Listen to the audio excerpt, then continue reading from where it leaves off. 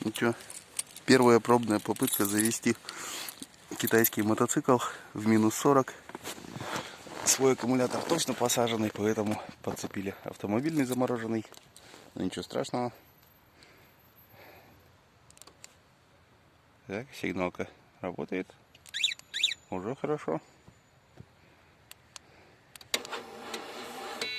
А вот двигатель никак.